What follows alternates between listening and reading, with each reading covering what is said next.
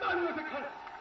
मोदी जी को लगे ये गौतम बुद्ध की धरती है जहां प्यार हित, जोरदार तालियों से एक बार फिर जिंदाबाद करें।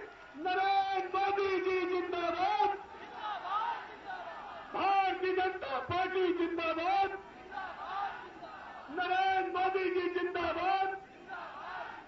एक बार आप जोरदार तालियां कर लें तो फिर मैं नरेंद्र मोदी जी को आवाज दूंगा। बहुत इंतजार की घड़ियां थी। एक बार जोरदार तालियों से आदरणीय नरेंद्र मोदी जी का स्वागत करें। जोरदार तालियों से इस महाकुंभ के मैदान में मैं आदरणीय मोदी जी, भारतीय जनता पार्टी के प्रत्याशी होने के नाते मैं 1 मिनट में आपका स्वागत कर रहा हूं। कल आप अमेठी गए,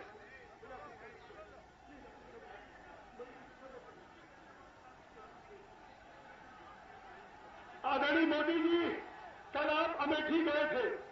कल अमेठी में कल रिकॉर्ड टूट गया, लाखों की भीड़, और उस भीड़ में लगा कि अमेठी की सीट भी भारतीय जनता पार्टी जीतने जा रही है। आज मैं कह रहा हूं मोदी जी को धन्यवाद दीजिए। आप 300 कदम मांग रहे थे, 350 कदम मिलेगा आपको हिंदुस्तान की जनता देगी। कल के आपके भाषण पे मोदी जी, प्रियंका गांधी ने कहा है कि जो मोदी जी ने भाषण दिया है वो उनके पिता का, शहीद पिता का अपमान है। अरे अपमान, मैं सिद्धार्थनगर देश की जनता से कहना चाहता हूं, भारत का अपमान मोदी जी के भाषण से नहीं है। जब पाकिस्तान के सिपाही भारत के सिपाहियों की सीमा के अंदर गर्दन काटते हैं तब भारत का अपमान होता है। जब चाइना की सेनाएं भारत में घुसपैठ करती है तब भारत का अपमान होता है। और यकीन कर लीजिए, जिस दिन नरेंद्र मोदी जी भारत के प्रधानमंत्री बने, पाकिस्तान को छठी की तोप याद आ जाएगी।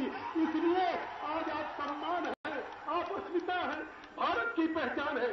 जगदम्बिका पाल 18 साल की उम्र से 65 साल में कांग्रेस का चेहरा बन चुका था। अगर मैंने कांग्रेस पार्टी छोड़ी है, बुरे वक्त में मैं अगर सांसद था, बुरे वक्त में लगातार विधायक था, मोदी जी मैंने अमित शाह से कहा था मुझे चुनाव नहीं लड़ना, मैं केवल आपसे प्रभावित हूं। पटना में आपके ऊपर बम चला, फिर भी आपने भाषण दिया। आप अपनी जिंदगी के कफन बांध करके देश को बनाना चाहते हैं। जगदम्बिका पाल एक सिपाही की तरह से पूरे जीवन आपके साथ रहेगा। यही कहते मैं आपसे विदा लेता हूं। मुझे कोई जरूरत नहीं है। आपने इस भारत के डूबते हुए जहाज को अगर कोई बचा सकता है, पूरी दुनिया में भारत की साख को पत्ता लग गया है। आज ये भारत रसातल में चला गया कांग्रेस यूपी में। अगर इसको कोई बचा सकता है तो इस देश में, दुनिया में एक नेता नरेंद्र मोदी जी भारत की सम्मान और अस्मिता को बचाएंगे। आज अमेरिका पासपोर्ट की बात करता था, आज मोदी जी कल बराक ओबामा आपके दरवाजे से खड़े नजर आएंगे जैसे नैन्सी पावेल की। मैं एक बार फिर आपका जोरदार तालियों से स्वागत करूंगा और आपको आमंत्रित करूंगा कि ये गौतम बुद्ध की धरती है। जोरदार तालियों।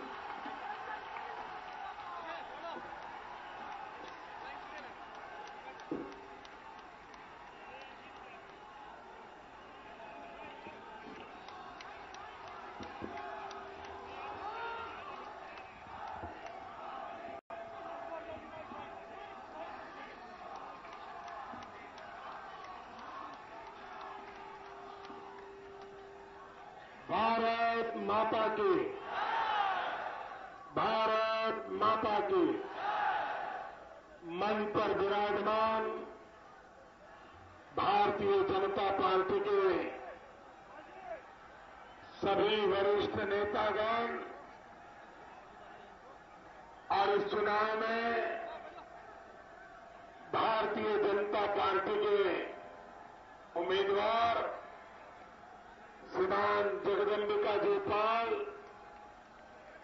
और विशाल संख्या में आए हुए भारत के भाग्य विधाता मेरे भाइयों और बहनों,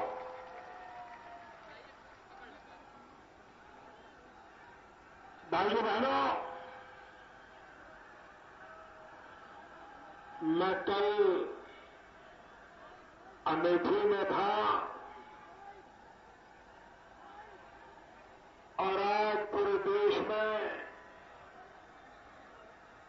कल के मेरे अमेठी के कार्यक्रम की चर्चा है। जब मैं वहां से निकला तो बाद में कुछ पत्रकार मित्रों ने मुझे बताया कि अमेठी का ये जनसैलाब वो तो आपने देखा, लेकिन मीलों तक ट्रैफिक जाम था। 20-20 किलोमीटर से लोग आ नहीं पा रहे थे। भाइयों बहनों, उत्तर प्रदेश एक नया इतिहास बनाने जा रहा है।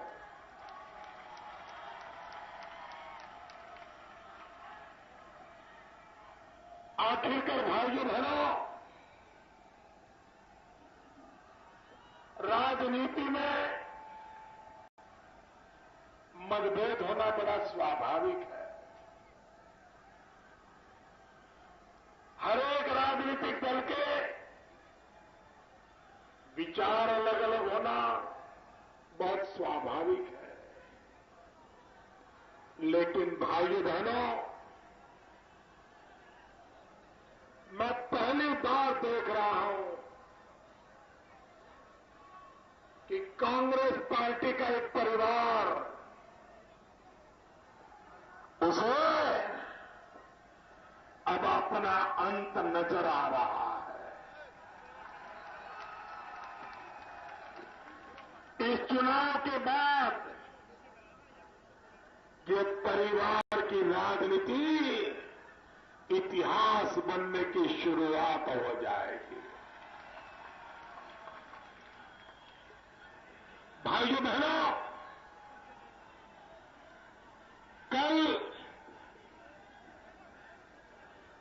मैंने देश के सामने कांग्रेस परिवार के पुरानी घटनाओं का ब्यौरा दिया था। न मैं किसी कांग्रेस के नेता के संबंध में कोई हल्का शब्द प्रयोग किया है, न वो मेरे संस्कार है, न वो मेरा चरित्र है। और अगर हकीकतें बयान करना ये गुनाह है तो उस गुनाह का सजा भी मुझे मंजूर है।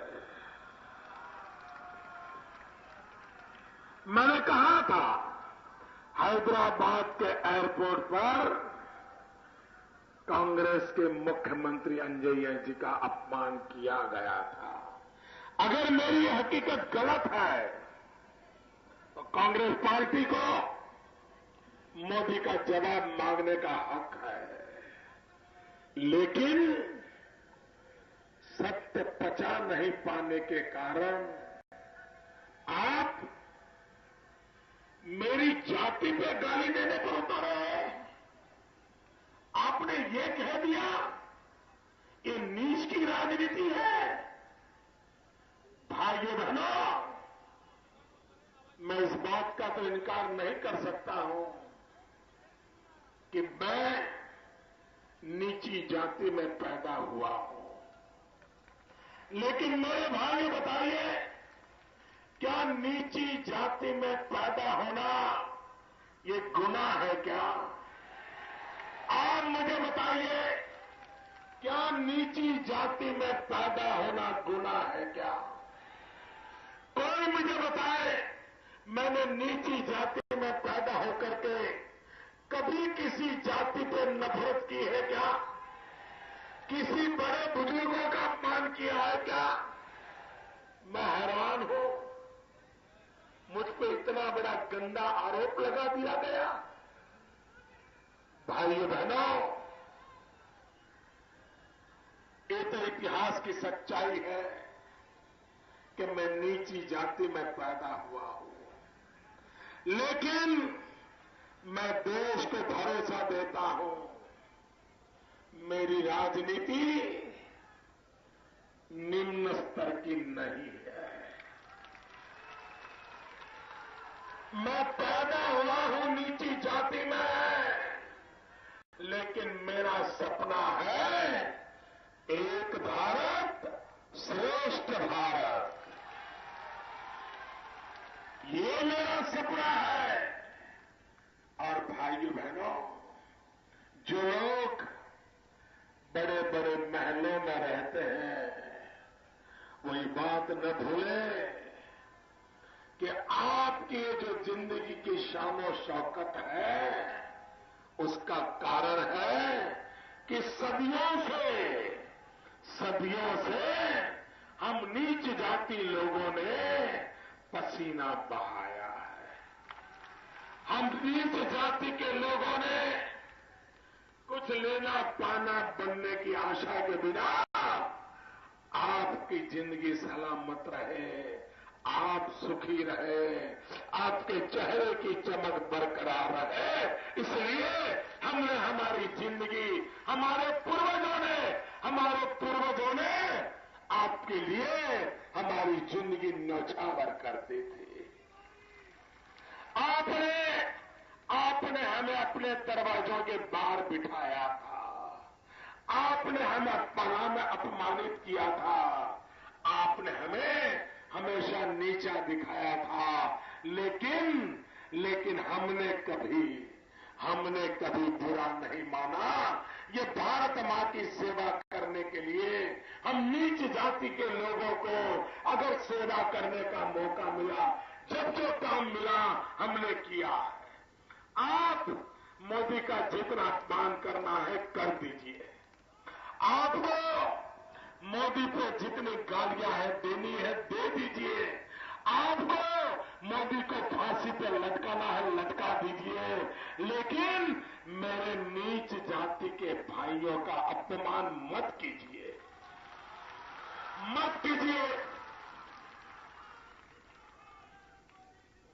हमने सदियों से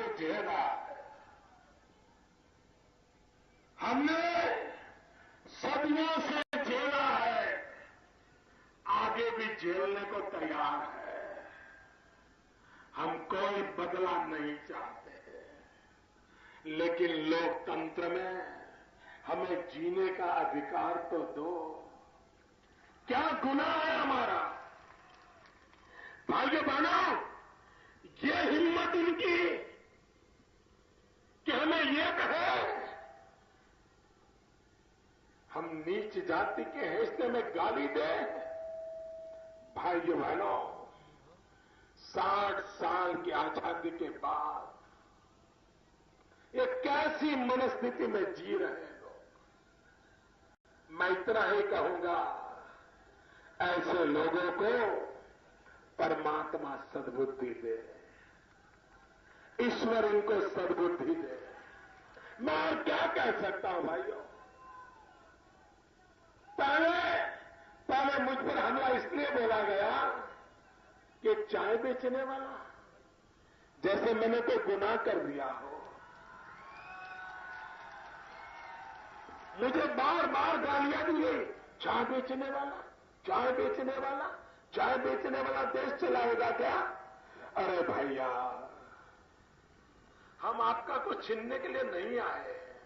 हम तो गरीब लोग हैं, नीची जाति के लोग हैं, दबे कुचले लोग हैं। हमें आपसे कुछ छीनना नहीं है, लेकिन मेहरबानी करके आजाद हिंदुस्तान में हमें नीच होने के टोना मारना बंद कर दीजिए, बंद कर दीजिए। यह आपको शोभा नहीं देता। मैं नहीं जानता हूं इलेक्शन कमीशन इतनी बड़ी भयंकर गाली देने वालों के खिलाफ कुछ कदम उठाने की हिम्मत रखेगा या नहीं रखेगा, मैं नहीं जानता हूं। उनकी मजबूरियां उनको मुबारक। भाइयों बहनों, आप मुझे बताइए, पिछले 1 महीने से मुझ पर इस बात का आरोप हो रहा है कि चाय बेचने वाला देश चलाएगा क्या? चाय बेचने वाला देश चलाएगा क्या? भाइयों बहनों, हमने चाय ही तो बेची है, देश तो नहीं बेचा ना। देश तो नहीं बेचा ना। और ये लोकतंत्र है, लोकतंत्र है। और लोकतंत्र में ये लोकतंत्र है, लोकतंत्र में चाय वाला क्या, किसान के हम मजदूरी करने वाला मजदूर भी देश का प्रधानमंत्री बन सकता है। ये लोकतंत्र है, फुटपाथ पर बैठ करके जूतों की पॉलिश करने वाला चमार का बेटा भी प्रधानमंत्री बन सकता है। आप बड़े महलों में रहने वाले लोग, बड़े महलों में रहने वाले लोग सदियों तक हमें पीड़ा दी है। कम से कम अब तो हमारे गांव पर नमक छिड़कना बंद कर दीजिए। ये बात मत कीजिए। भाइयों बहनों, देश की नई पीढ़ी जग चुकी है। भाइयों बहनों, देश की नई पीढ़ी जग चुकी है। ये जातिवाद के जहर से ऊपर उठ चुकी है।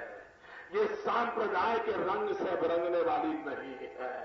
अब देश की नई पीढ़ी को अपना भविष्य बनाना है। आप मुझे बताइए मेरे नौजवान, आपको अपना भविष्य बनाना है कि नहीं बनाना है? आप मुझे बताइए, आपको अपना भविष्य बनाना है कि नहीं बनाना है? बनाना है कि नहीं बनाना है? आपको अच्छी जिंदगी जीनी है कि नहीं जीनी है? आप मुझे बताइए, आपके माता पिता ने जैसी मुसीबतें झेली, क्या आप भी ऐसी मुसीबतों में जीना चाहते हो? आपके मां बाप को जो तकलीफें झेलनी पड़ी, क्या आप भी वही तकलीफें झेलना चाहते हो? आपके मां बाप ने मुसीबतों में जिंदगी काटी, क्या आप भी मुसीबतों में जिंदगी काटना चाहते हो? तो भाइयों बहनों, हमें रास्ता बदलना पड़ेगा। ये सपा, ये बसपा, ये कांग्रेस 60 साल हो गए, क्या आपकी जिंदगी में बदलाव लाए हैं? आपके सपनों को पूरा कर पाएंगे? हर चुनाव में कभी रिश्तेदारी लाएंगे, कभी बिरादरी लाएंगे, कभी गांव की बात सुनाएंगे और फिर हम भोले भाले लोग उसी रपट में फंस जाएंगे। भाइयों बहनों, मैं आज उत्तर प्रदेश से कहने आया हूं, एक बार विकास की राजनीति को अपना लीजिए भाइयों। आप देखिए, आपकी जिंदगी बदल जाएगी। भाइयों बहनों, मैं गरीबी में पैदा हुआ हूं, मैं गरीबी में पला हूं और इसलिए मुझे कोई बड़ी बड़ी बातें न करनी है, न मुझे बड़ी बड़ी बातें कहनी है। मेरी तो छोटी बात है। आप मुझे बताइए, क्या 21वीं सदी में आजादी के 60 साल के बाद हमारी माताओं बहनों को खुले में शौच के लिए जाना पड़े, ये शोभा देता है क्या? कोई मुझे बताए, क्या ये हमारी माताओं बहनों का सम्मान है क्या? जरा बोलो तो, क्या आपको अपनी मां बहन की स्थिति मंजूर है? आप बदल चाहते हो? अरे बेचारी गरीब मां बहन,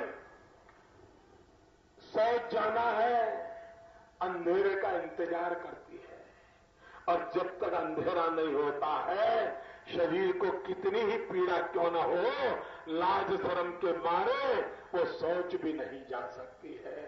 भाइयों बहनों, मुझे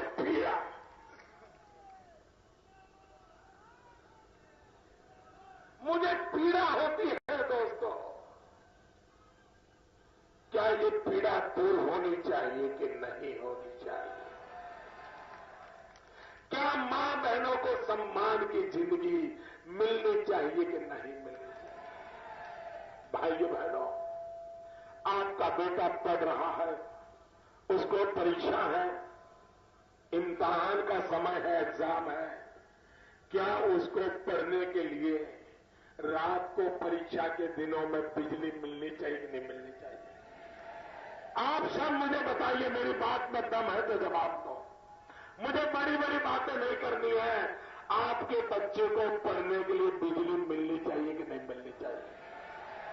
आपके बच्चे का लैपटॉप को चार्ज करने के लिए बिजली चाहिए कि नहीं चाहिए? भाइयों बहनों, मुझे बताइए, आपको बिजली मिल रही है? बोलो ना भाई, मिल रही है? मिल रही है तो हाँ बोलो, मुझे कोई प्रॉब्लम नहीं है। मिल रही है क्या? आपका क्या गुनाह है? क्या गुनाह है भाई? आप मुझे बताइए, आपके घर में नल होना चाहिए कि नहीं होना चाहिए? बहने मुझे बताइए, घर में नल होना चाहिए कि नहीं होना चाहिए? नल में पानी आना चाहिए कि नहीं आना चाहिए? ये कोई बहुत बड़ी बात है क्या? मुझे ऐसे छोटे छोटे काम करते हैं भाई। आप देश को ऐसा प्रधानमंत्री चाहिए जो आपको आंसू पहुंचने के लिए तैयार हो। देश को ऐसी सरकार चाहिए जो आपके सुख दुख को समझती हो। और इसलिए मेरे भाइयों बहनों,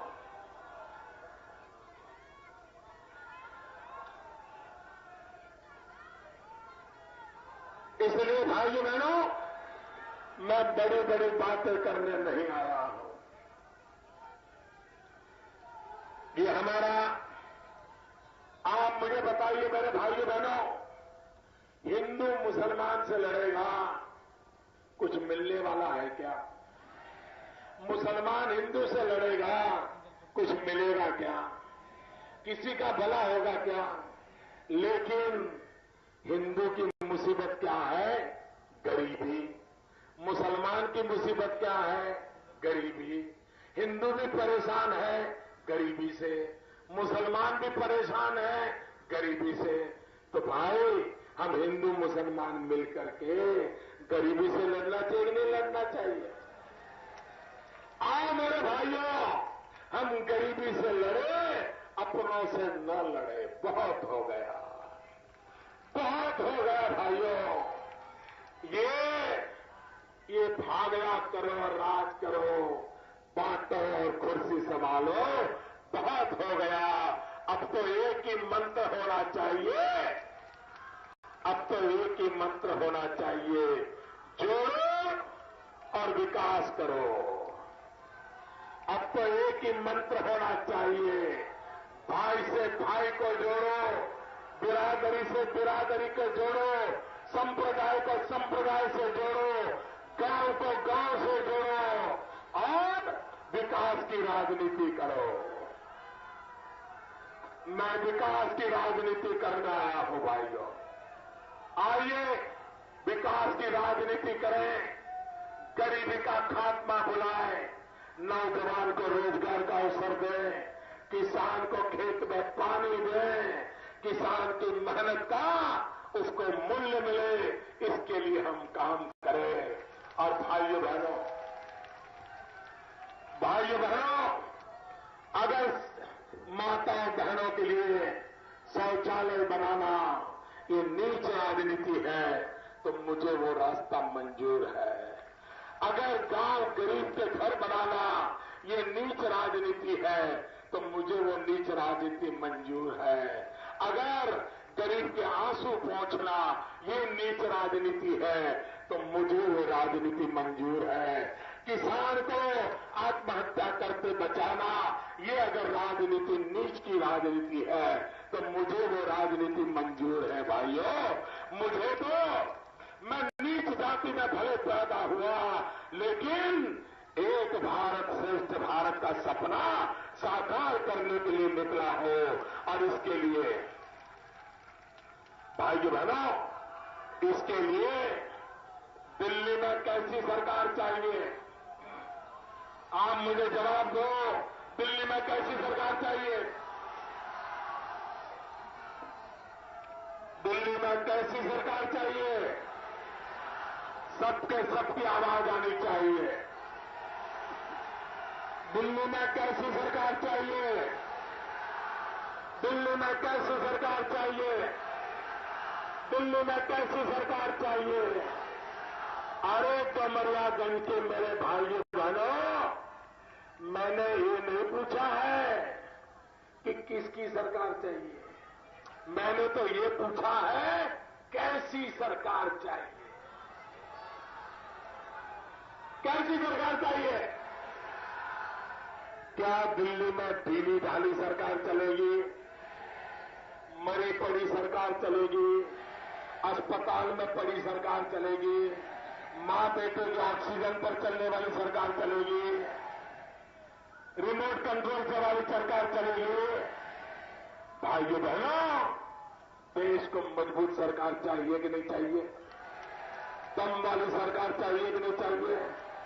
अरे आपके इलाके में कोई दरोगा भी अगर ढीला ढाला होता है तो आपको पसंद आता है क्या? आप ढीला ढाला दरोगा पसंद करते हैं क्या? ढीला ढाला पुलिस वाला पसंद करते हो क्या? नहीं करते ना। अरे छोटा बच्चा स्कूल जाता है और अगर टीचर में दम नहीं है ना तो बच्चा घर आके कहता है, मम्मी मैं स्कूल नहीं जाऊंगा। कहता है मम्मी मैं स्कूल नहीं जाऊंगा। मम्मी पूछती है क्यों? बोले मेरे टीचर में दम नहीं है, मेरे टीचर फालतू है। बोले छोटा बच्चा भी मां को कहता है मुझे अच्छा टीचर लाके दो, दम वाला टीचर लाके दो। भाइयों बहनों, तो इतने बड़े देश को दम वाली सरकार चाहिए कि नहीं चाहिए? भारत के भाग्य को बदलने वाली सरकार चाहिए कि नहीं चाहिए? भाइयों बहनों, दिल्ली में सरकार वो होनी चाहिए जो गरीब का सुनती हो और गरीब के लिए जीती हो। दिल्ली में वो सरकार चाहिए जो गरीब का सुनती हो और वो सरकार गरीब के लिए जीती हो, तभी तो देश चलेगा। और इसके लिए मेरे भाई बहनों, दिल्ली में मजबूत सरकार बनाने के लिए मुझे पूरे उत्तर प्रदेश से सारे के सारे कमल भेज दीजिए, सारे कमल जिता दीजिए। जिताएंगे। 12 तारीख को मतदान है। कब है मतदान? मतदान कब है? मतदान कब है? कितने बजे मतदान शुरू होगा? कितने बजे मतदान शुरू होगा? पक्का मालूम है ना? और इसलिए तय करो, पहले मतदान फिर जलपान। पहले मतदान, पहले मतदान, पहले मतदान। जब तक मतदान नहीं करेंगे जलपान नहीं करेंगे। पक्का? भारत माता की।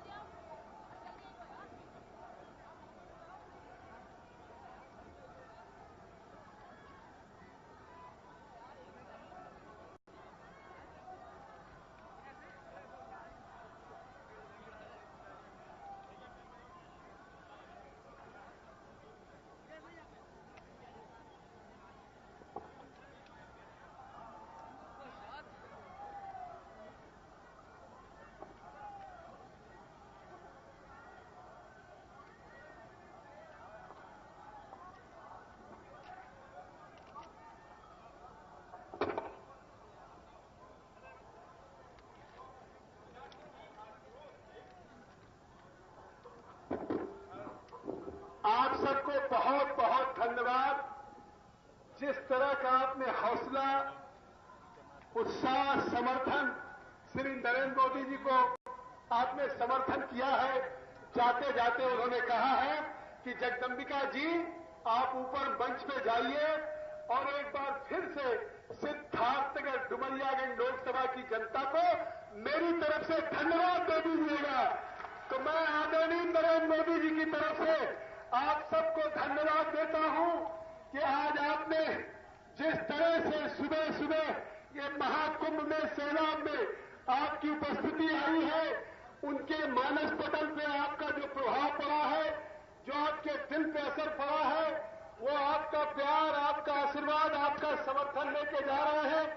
अभी तक वो 300 कमल मांगते थे, आज आपका उत्साह देख करके उत्तर प्रदेश के 80 से 80 कमल मांगने का उन्होंने काम किया है। 80 से 80 कमल मांगने का काम किया है।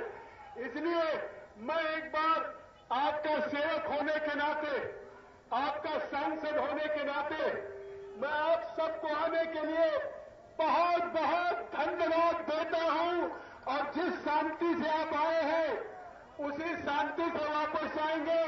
अब मैं भारतीय जनता पार्टी जिला अध्यक्ष को कहूंगा कि वो आपको सबको धन्यवाद दे। जिस तरह से सभा के बाद भी आप खड़े हैं, आप जाकर के बूथों पे अपना प्रबंधन करेंगे, सबको वापस घर ले जाएंगे। धन्यवाद।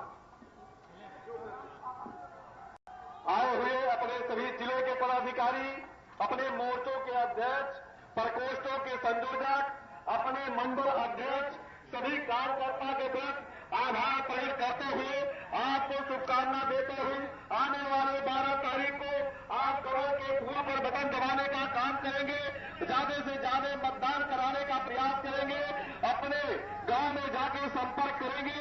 आज से सोना नहीं है, ये मोदी जी का संदेश है। मोदी जी का संदेश लेकर के जाइएगा।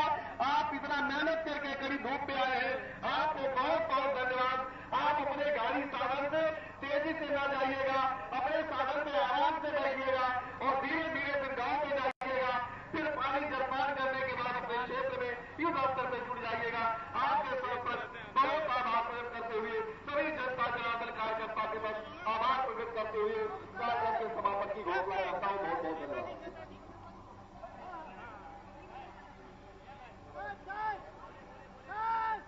अब मैं अपने संयोजक श्री लाल बाबा त्रिपाठी जी से भी कहूंगा, ये लाखों लाख आई हुई जनता को